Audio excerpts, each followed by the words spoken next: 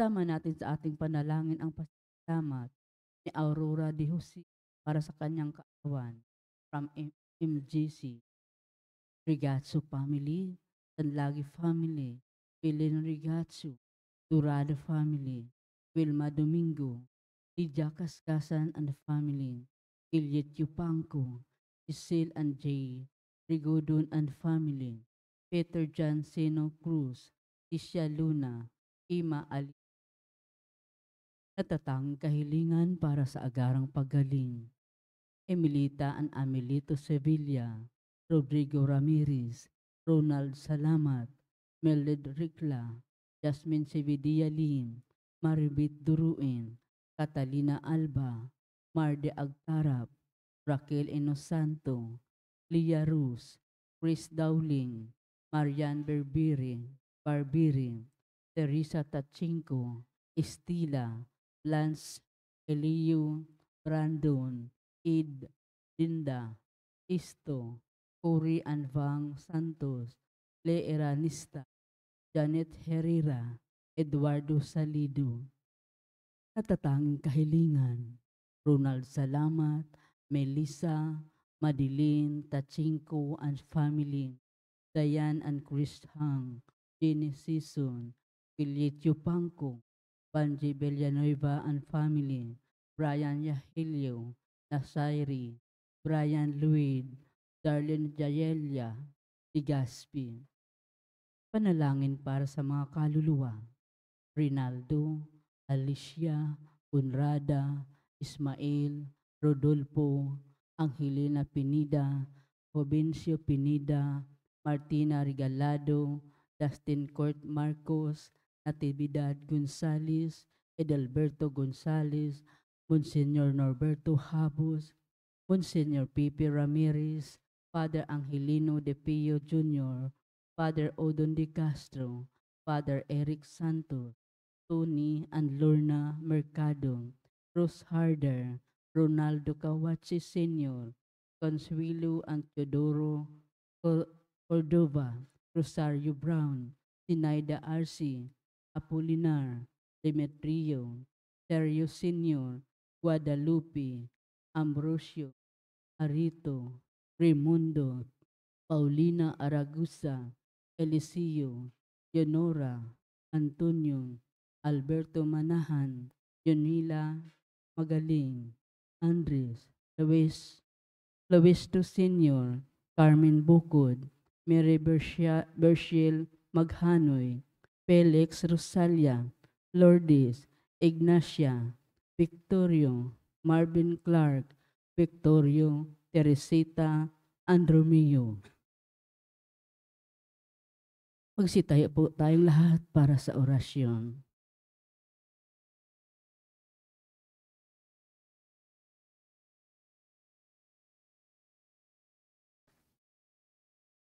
Sa ngalan ng Ama at ng Anak at ng Espiritu Santo, Amen. ang anghel ng Panginoon ay nagbalita kay Santa Maria. At siya ay naglahi-lalang ng Espiritu Santo. Abagi noong Maria, napupuno ka ng grasya, ang Panginoong Diyos ay sumasa iyo.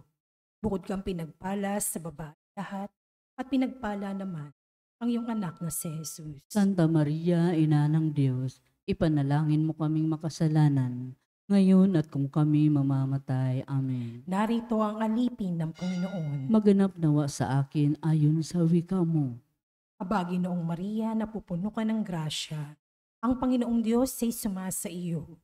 Bukod kang pinagpala sa babaeng lahat, at pinagpala naman ang iyong anak na si Jesus. Santa Maria, Ina ng Diyos, ipanalangin mo kaming makasalanan, ngayon at kung kami mamamatay. Amen. At ang salita ay nagkatawang tao. At nakipamuhay sa atin. Abagi noong Maria, napupuno ka ng grasya, ang Panginoong Diyos ay sumasa iyo.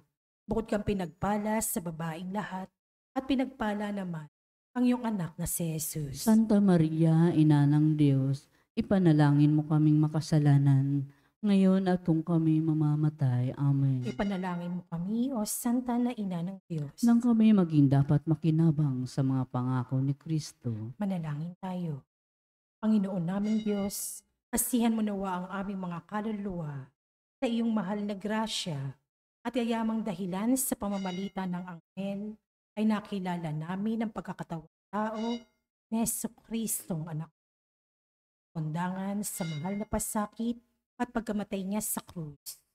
Papakinabangan mo kami ng kanyang pagkabuhay na maguli sa kadakilaan sa langit sa pamamagitan ni Jesucristo, aming Panginoon, Amen. luwalhati sa Ama, sa Anak, at sa Espiritu Santo, Kapara ng sa unang-una, ngayon, magpakailanman, magpa sa walang hanggan. Amen. sa ngalan ng Ama, at ng Anak, at ng Espiritu Santo.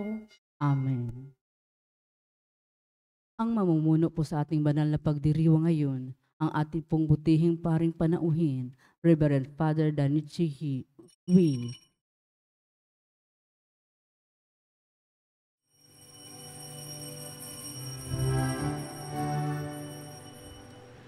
Maging sa kabundukan o sa karagatan man, sa ilang man at parang panawagan ay bumukal.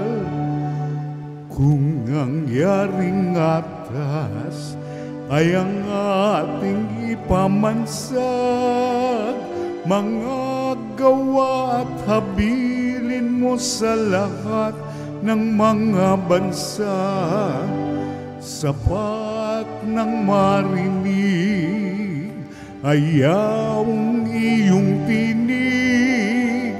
Ang tugon ko, Panginoon, ayon sa iyong iniibig. Simulan natin ang ating pagdiriwang sa ngalan ng Ama at ng Anak at ng Espiritu Santo. Amen. Ang pagpapala ng ating Panginoong Hesukristo, ang pag-ibig ng Diyos Ama at ang pakikipagkaisa ng Espiritu Santo naway sumainyong lahat. At sumaiyo rin. Mga kapatid, aminin natin ang ating mga kasalanan upang tayo'y maging marapat gumanap sa banal na pagdiriwang. Inaamin ko sa makapangyarihang Diyos At sa inyo mga kapatid, na lubha akong nagkasala sa isip, sa salita at sa gawa, at sa aking pagkukulang. Kaya isinasamo ko sa mahal na Birheng Maria, sa lahat ng mga anghel at mga banal, at sa inyo mga kapatid, na ako'y ipanalangin sa Panginoong ating Diyos.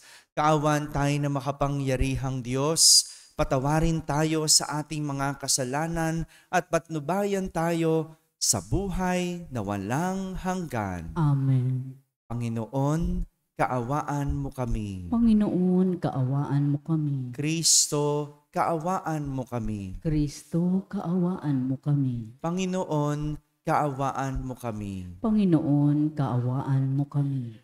Papuri sa Diyos sa kaitaasan. Ang mga tao nalulugdan niya, pinupuri ka namin, dinarangal ka namin, sinasamba ka namin, ipinagbubunyi ka namin, pinasasalamatan ka namin, dahil sa dakila mong angking kapurihan. Panginoong Diyos, Hari ng langit, Diyos amang makapangyarihan sa lahat, Panginoong Hesukristo, bugtong na anak, Panginoong Diyos, Kordero ng Diyos, anak ng Ama, ikaw na nag-aalis ng mga kasalanan ng sanlibutan, maawa ka sa amin. Ikaw na nag-aalis ng mga kasalanan ng sanlibutan, tanggapin mo ang aming kahilingan. Ikaw na naluluklok sa kanan ng Ama, maawa ka sa amin. Sapagkat ikaw lamang ang banal, ikaw lamang ang Panginoon, ikaw lamang o Hesukristo, ang kataas-taasan, kasama ng Espiritu Santo, sa kadakilaan ng Diyos Ama. Amen. Manalangin tayo. Ama naming makapangyarihan, tinuruan mo ang sanlibutan sa pangangaral ni Apostol San Pablo. Ipagkaloob mong aming ipagdiwang ngayon ang kanyang pagbabagong buhay. Kami mga nagsisikap magbago para makatulog sa iyo. Sa tulong ng kanyang halimbawa, ay maging mga saksi nawa ng iyong katotohanang maaasahan sa daigdig na ito. Sa pamamagitan ni Jesucristo, kasama ng Espiritu Santo, magpasawalang hanggan. Amen. Magsiupo na po ang lahat.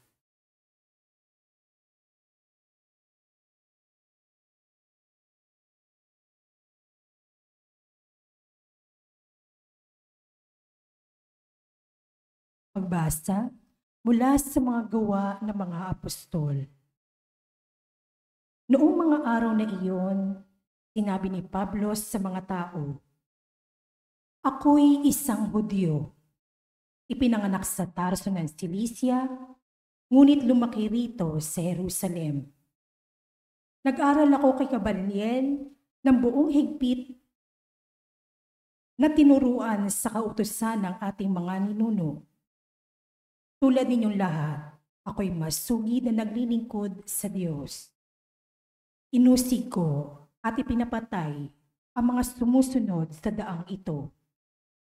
Ipinagapos ko at ipinabilanggo sila, lalaki at babae. Makapagpapatotoo tungkol dito ang pinakapunong saserdote at ang buong kapulungan ng matatanda. Binigyan pa nila ako ng mga sulat para sa mga Hudyo sa Damasco at pumunta ako roon upang dakpin ang mga tagasunod doon. At dahil dito sa Jerusalem, upang parusahan. Magtatanghaling tapat noon at malapit na ako sa Damasco. Biglang kumislap sa aking paligid ang isang matinding liwanag mula sa langit. Nasubasob ako sa lupa at narinig ko ang isang tinig na nagsabi sa akin, "Saulo, Saulo, bakit mo ako pinag-uusig?" Ako'y sumagot, "Sino po kayo, Panginoon?" "Ako'y si Jesus sa taga-Nazaret na iyong pinag-uusig," tugon niya. Nakita ng mga kasama ko ang liwanag, ngunit hindi nila narinig ang tinig na nagsalita sa akin. At akin ding itinanong, "Ano po ang gagawin ko, Panginoon?" Ang tugon sa akin, "Tumindig ka at pumunta sa Damasco. Sasabihin sa iyo roon ang lahat ng dapat mong gawin." Nabulag ako dahil sa kaninningan na liwanag na iyon, kaya't ako'y inakay na lamang ng mga kasama ko papasok sa Damasco. May isang lalaki sa Damasco na ang pangalay Ananias. Siya'y taong may takot sa Diyos, tumutupad sa kautusan at iginagalang ng mga Hudyong naninirahan doon. Pinuntahan niya ako, tumayo sa tabi ko at sinabi sa akin, "Kapatid na Saulo, makakakita ka na." Noon di na nauli ang aking paningin at nakita ko siya. Sinabi pa niya, "Hinirang ka ng Diyos ng ating mga ninuno upang mabatid mo ang kanyang kalooban, makita ang kanyang banal na lingkod at marinig ang kanyang tinig.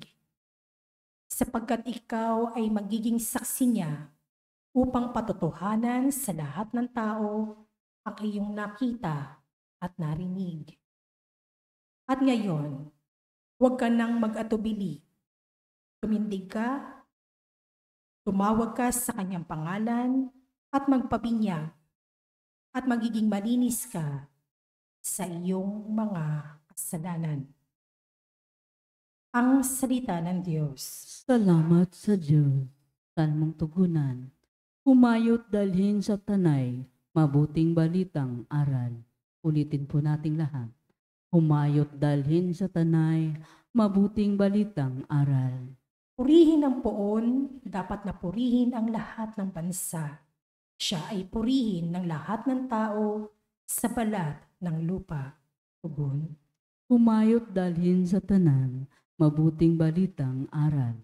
Pagkat ang pag-ibig na ukol sa ati dakila at wagas, at ang katapatan niya'y walang wakas. Tugon. Humayot dalhin sa tanan, mabuting balitang aral. Magsitayo na po ang lahat.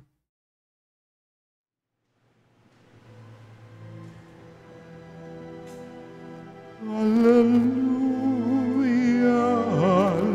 hallelujah, kami ay gawing daan ng iyong pag-ibig, kapayapaan at katarungan.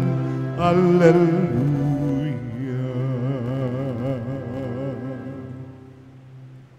Sumainyo ang Panginoon. At sumaiyo rin. Ang mabuting balita ng Panginoon ayon kay San Marcos. Papuri sa iyo, Panginoon.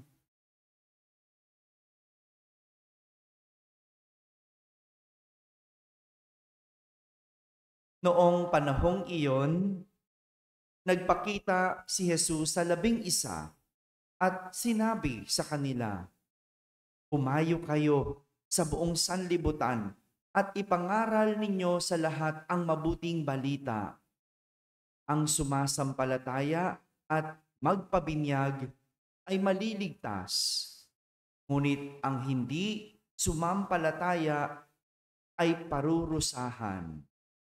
Ang mga sumampalataya ay magtataglay ng ganitong tanda ng kapangyarihan.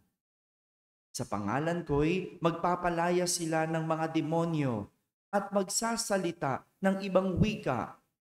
Sila ay hindi maaano, tumampot man ng ahas o uminom ng lason. At gagaling ang mga may sakit na mapatungan ng kanilang kamay." Mga kapatid, ang mabuting balita ng Panginoon. Pinupuri ka namin, Panginoong Hesukristo. Magsiupo na po ang lahat. Magandang umaga po sa inyong lahat. Ngayon po ay ipinagdiriwang natin ang kapistahan ng pagbabagong buhay ni Apostol San Pablo. Sabihin nyo nga po, bagong buhay. Ito yung ating ikinagagalak sa ating pagdiriwang. May isang taong nagbagong buhay. Diba? Ganun naman, no? Masaya tayo kapag ang isang tao ay nagbagong buhay. Nagdiriwang tayo kapag mayroong nagbago. At ito ang narinig nating kwento sa ating unang pagbasa. Ayon sa ating unang pagbasa, isang Hudyo na tapat sa Panginoon itong si San Pablo o Saulo. Bago nagbago ang kanyang buhay, Saulo ang kanyang pangalan. Nag-aral ng kanyang pananampalataya at masugid na naglilingkod sa Panginoon itong si Saulo. So, ibig sabihin, hindi siya masamang tao. Kasi naglilingkod sa Panginoon. Tapat na Hudyo. No? Tapat siya sa kanyang pananampalataya. Ngunit, medyo iba ang kanyang pananaw. Iba ang kanyang pagtingin. Dahil siya'y masugid na lingkod ng kanyang Panginoon, dahil siya'y tapat na Hudyo, pinag-uusig niya at pinapatay ang mga sumusunod sa ibang daan, maliban sa kanyang pananampalataya. Kaya nga, ang lahat ng tagasunod ni Jesus ay kanyang pinupuntirya, pinapatay, inuusig. Kasi yun yung kanyang pananaw. Na dapat ang kanyang Panginoon ang sinusunod, hindi si Jesus. Liwanag po. Hindi siya masamang tao, pero iba yung kanyang pananaw. Iba yung kanyang paningin. Kahit siya'y pumapatay at umuusig. Tama bang pumatay at mag-usig ng tao? Diba hindi? Hindi. Pero iba yung pananaw niya. Iba lang yung pagtingin niya. Yun ang tingin niyang tama.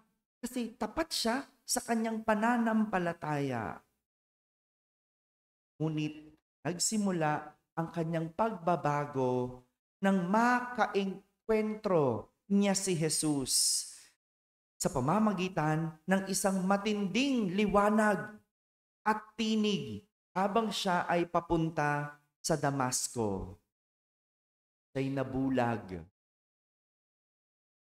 Pero nanumbalik ang kanyang paningin sa pamamagitan ni Ananias at sabihin sa kanya at napatotohanan niya ang kanyang nakita at narinig.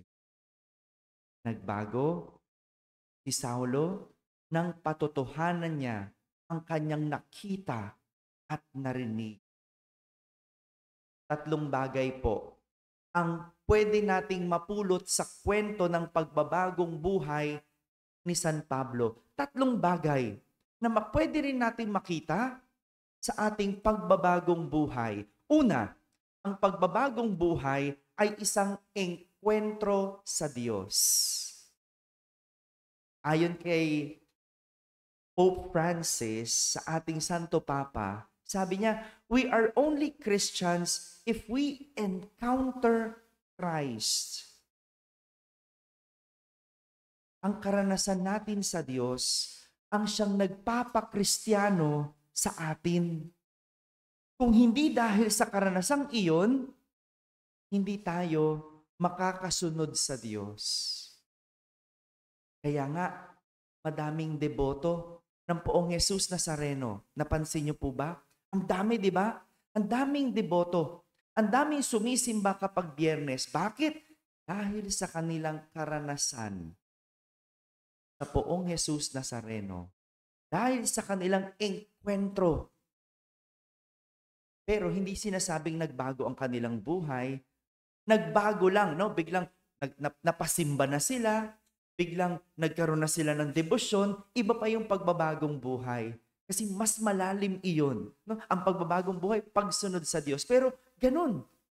Nagbago, yung dating hindi sila nagsisimba, bigla silang napasimba dahil sa kanilang engkwentro kay Jesus.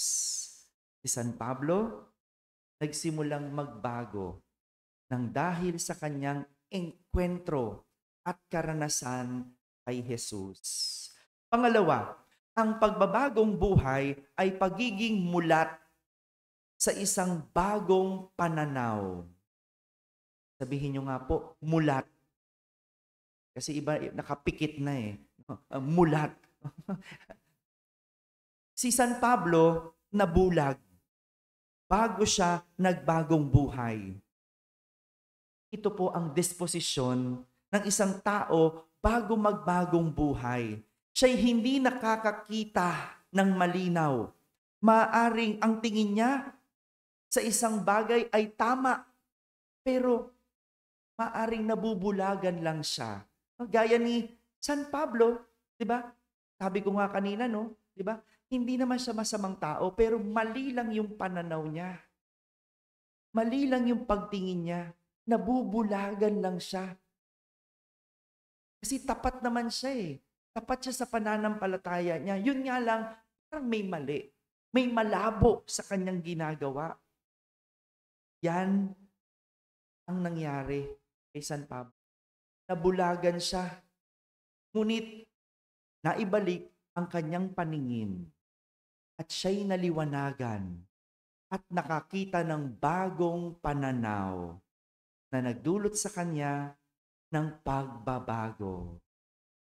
Nagkaroon ng bagong pananaw, naging mulat sa bagong pagtingin, siya'y nagbago. At pangatlo, ang pagbabagong buhay ay pagiging saksi sa kanyang mga nakita at narinig. Ang isang tao na nagbago ay natuto mula sa kanyang nakita at narinig.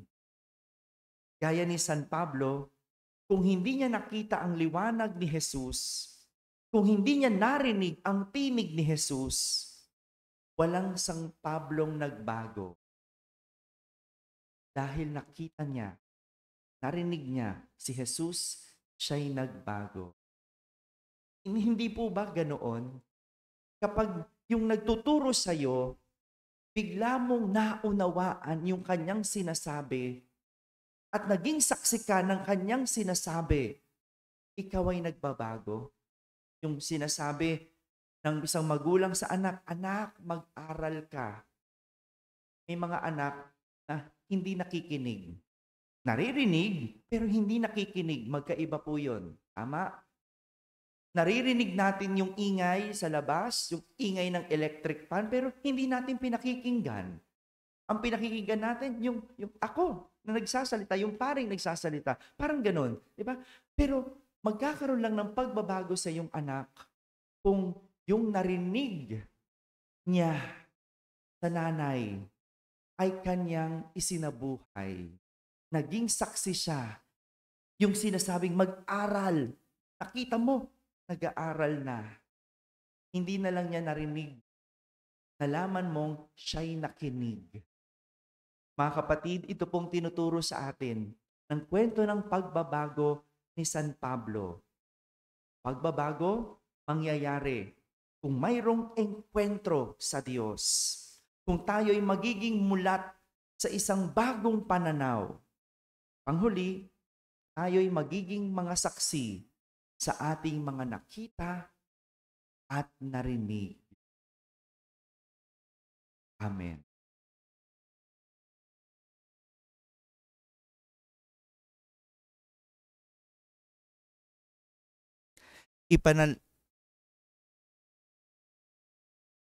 Ipanalangin natin ang misyon ng simbahan at ang mga pangangailangan ng mundong tinubos ni Kristo. Ating sambitin sa bawat panalangin, maging mapagpala ka nawa sa iyong bayan o Panginoon. Maging mapagpala ka nawa sa iyong bayan o Panginoon. Ang Santo Papa, mga obispo at mga pari, naway maging masigasig sa pangangaral ng pagsisisi sa kasalanan at pagbabalik loob. Manalangin tayo sa Panginoon. Maging mapagpala ka nawa sa iyong bayan o Panginoon. Ang mga misyonero, naway magkaroon ng tapang na ipahayag ang Ebanghelyo, maging sa mahihirap na pagkakataon at mapapanganib na lugar. Panalangin tayo sa Panginoon. Maging mapagpala ka nawa sa iyong bayan o Panginoon. Ang mga nag-aalinlangan at nasisiraan ng loob, naway matuklasan ng walang hanggang katotohanan na walang iba kundi si Kristo. Manalangin tayo sa Panginoon. Maging mapagpala ka nawa sa iyong bayan o Panginoon. Ang mga matatanda, nangungulila at may sakit, naway makatanggap sa kanilang paghihirap ng ginhawang dulot ng pag-ibig ng Diyos. Manalangin tayo sa Panginoon. Maging mapagpala ka nawa sa iyong bayan o Panginoon. Ang mga namayapang tapat sa Panginoon, naway mapatawad sa kanilang mga kasalanan at makatagpo nawa nila ang Diyos sa kanyang kaharian. Manalangin tayo sa Panginoon. Maging mapagpala ka nawa sa iyong bayan o Panginoon. Sa katahimikan ating ilapit sa Diyos ang ating mga pansariling kahilingan.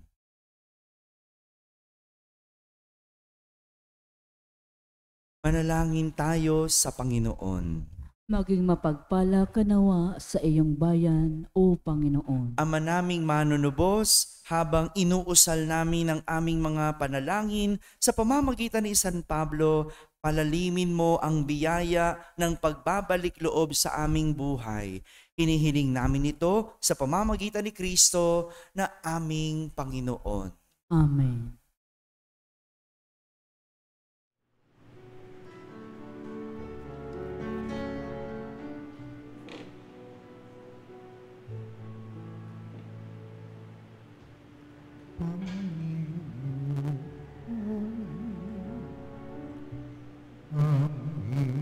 Alay,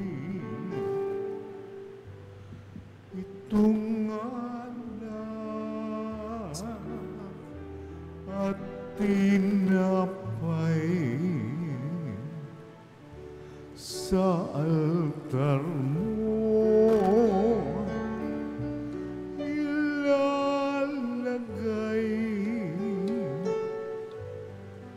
tanggapin sa iyong kamay.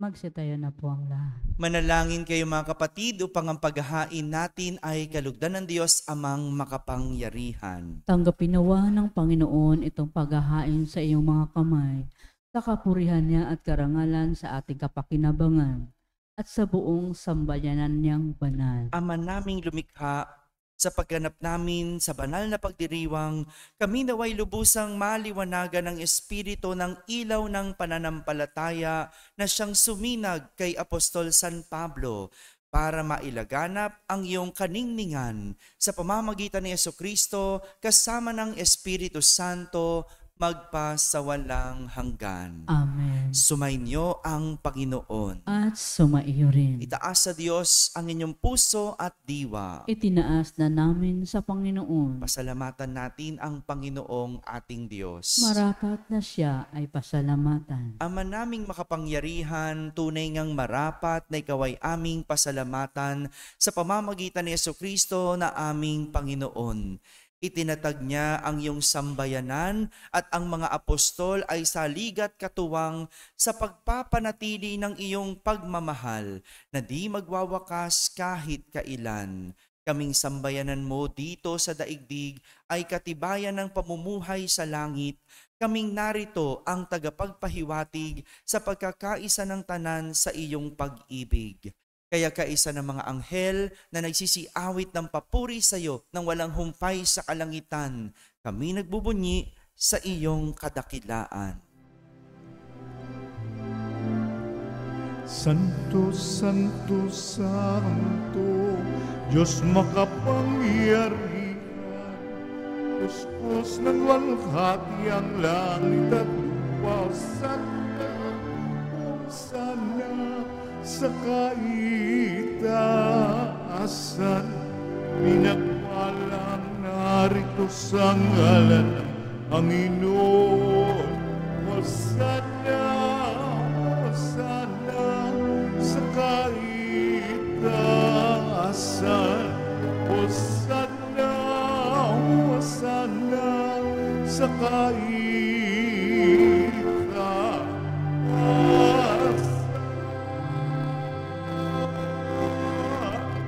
Magsiluhod na po ang lahat. Ama naming banal, ikaw ang bukal ng tanang kabanalan. Kaya't sa pamagitan ng iyong Espiritu ay gawin mong banal ang mga kaloob na ito upang para sa amin ay maging katawan at dugo ng aming Panginoong Hesukristo. Bago niya pinagtiis ang kusang loob na maging handog, hinawakan niyang tinapay, pinasalamatan kanya, pinaghati-hati niya iyon, iniyabot sa kanyang mga alagad at sinabi, "Tanggapin ninyong lahat ito at kanin, ito ang aking katawan na inihahandog para sa inyo."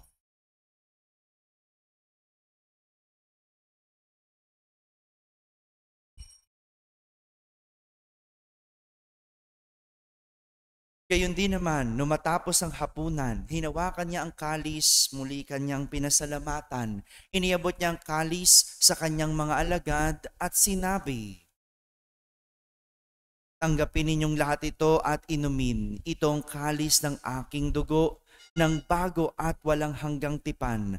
Ang aking dugo na ibubuhos para sa inyo at para sa lahat sa ikapagpapatawad ng mga kasalanan. Gawin ninyo ito sa pag-alaala sa akin."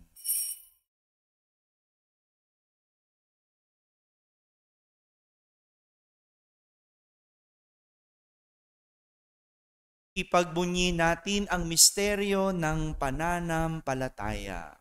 Si Kristo'y namatay, si Kristo'y nabuhay, si Kristo'y babalik sa wakas ng panahon. Ama, ginagawa namin ngayon ang pag-alaala sa pagkamatay at muling pagkabuhay ng iyong anak.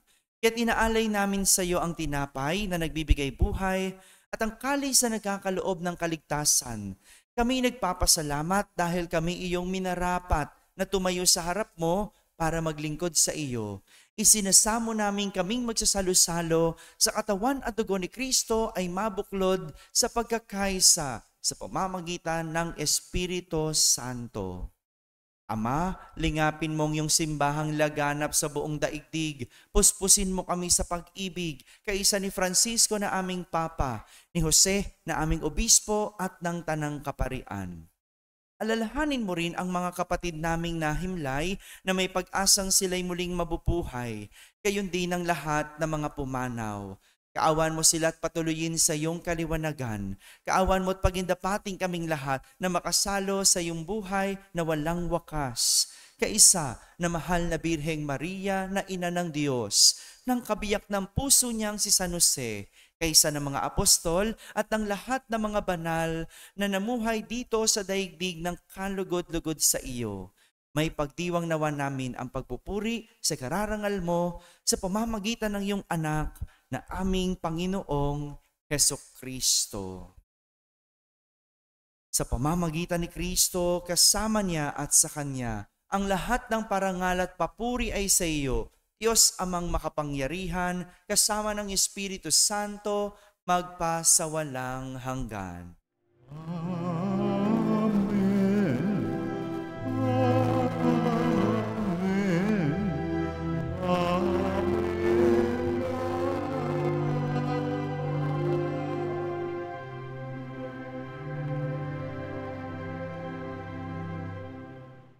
Sa tagubilin ng mga nakahagaling na utos at turo ni Jesus na Panginoon natin at Diyos, ipahayag natin ng lakas loob.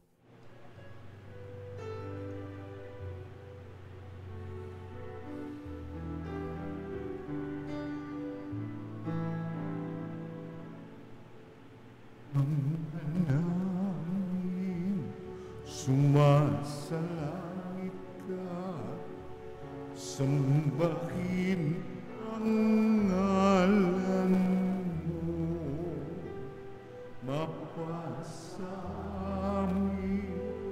ang kaharian mo, sundin ang loob mo,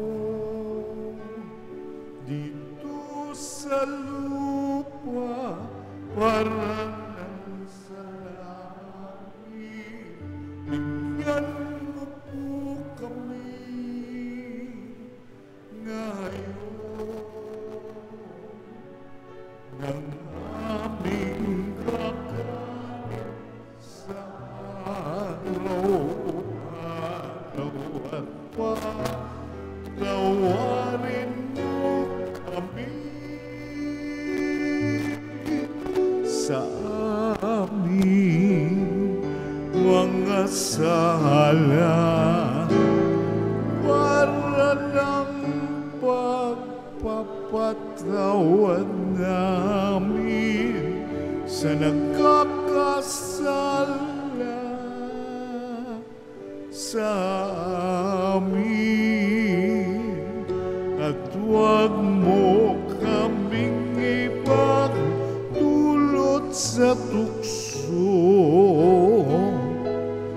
at diadya mo kami sa lahat ng masama. Kami yadya sa lahat ng masama, pagkalooban ng kapayapaan araw-araw, iligtas sa kasalanan at ilayo sa lahat ng kapahamakan. Samantalang aming pinananabikan ang dakilang araw ng pagpapahayag ng tagapagligtas naming si Hesukristo. Sapagkat iyo ang kaharian at ang kapangyarihan at ang kapurihan magpakailanman. Amen. Panginoong Hesukristo, sinabi mo sa iyong mga apostol, kapayapaan ang iniiwan ko sa inyo. Ang aking kapayapaan ang ibinibigay ko sa inyo. Tunghayan mo ang aming pananampalataya at huwag ang aming pagkakasala. Pagkalooban mo kami ng kapayapaan at pagkakaisa ayon sa iyong kalooban, kasama ng Espiritu Santo, magpasawalang hanggan. Amen. Ang kapayapaan ng Panginoon ay laging sumainyo. At sumaiyo rin. Magbigayan kayo ng kapayapaan sa isa't isa. Peace be with you.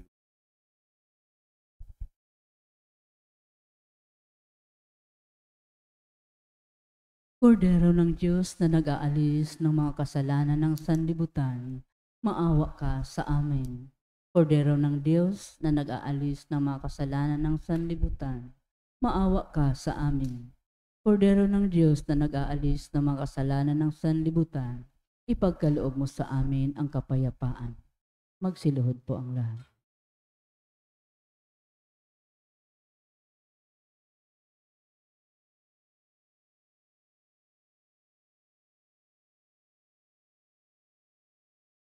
Ito ang kordero ng Diyos.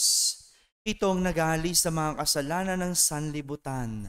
Mapalad ang mga inaaniyahan sa kanyang piging. Panginoon, hindi ako karapat-dapat na magpatuloy sa iyo, ngunit sa isang salita mo lamang ay gagaling na ako.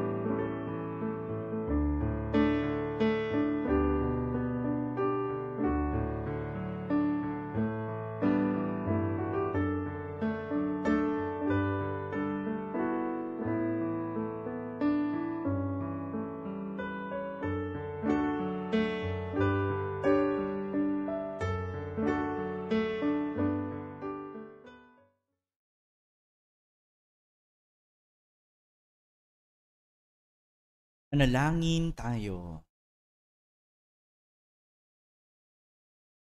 Ama naming mapagmahal, ang pinagsaluhan naming banal na pakikinabang ay siya nawang magpaalab sa ningas ng pagmamahal na lubhang dumarang kay San Apostol San Pablo para kanyang mapagmalasakitan ang lahat ng mga pagtitipon ng iyong sambayanan. Sa pamamagitan ni Jesucristo, kasama ng Espiritu Santo, magpasawalang hanggan. Amen. Muli, ang pagbabagong buhay ay isang engkwentro sa Diyos. Pagiging mulat sa bagong pananaw at pagiging saksi sa iyong nakita at narinig. Sumainyo ang Panginoon At sumaiyo rin. at pagpalain kayo ng makapangyarihang Diyos, Ama at Anak at Espiritu Santo. Amen. Tapos na po ang ating pagdiriwang humayging taglay ang pag-ibig at kapayapaan ni Kristo. Salamat sa Diyos.